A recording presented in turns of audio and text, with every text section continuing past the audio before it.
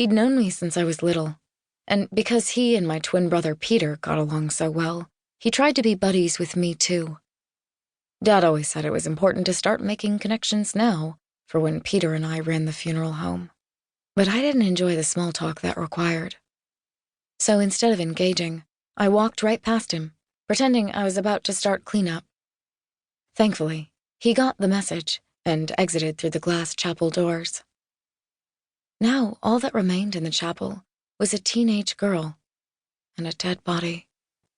Sounded more like the start of a horror movie. I drew the curtains on the glass doors, twisted the lock, and turned to face the coffin. It loomed in front of me, thick and glossy.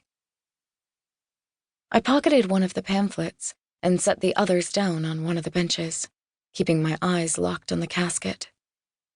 The dais was 3 steps up, and Betty's casket rested on a wooden bier, so I could only see the tip of her nose from down here. When I took those steps, I was able to stand above the coffin. It was our most basic casket, made of veneer with a white cotton lining. We suggested this one to those on a tighter budget. Whenever a client requested the cheapest option, Mom would hand them the green pamphlet from the coffee table. The red pamphlet was our deluxe package for those privileged enough to be buried in bronze and velvet. I ran my hands along the fabric, feeling the fibers beneath my fingers. My hands lingered close to Betty's arm, which was clothed in a navy blue suit. That was Mom's job, in body prep, if the clients didn't provide an outfit. Dad did the rest. Betty was as white as the lining, and I felt cold standing near her. Her face, in particular, was whiter than the rest of her body, thanks to all the powder, and her skin was pulled and molded to make her look younger than she was, less human than she was.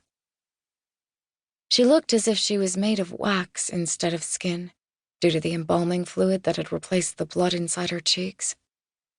Those cheeks were coated with a thick layer of makeup, and the sockets of her eyes stuffed with molds to keep shape. Staring at her sent a feeling of familiarity coursing through my veins that stiffened me like the embalming fluid. Dad dressed up the bodies to appear presentable to attendees at an open casket funeral.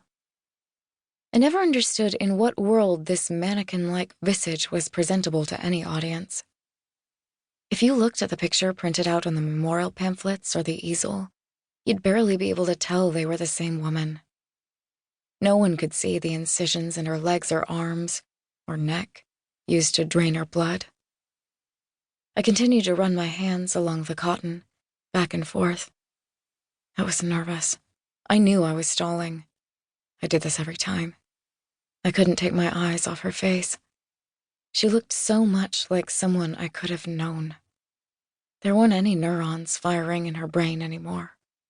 None of what lay before me could possibly be Betty, but I tried to picture what she would have looked like without molded eyes or plastered cheeks.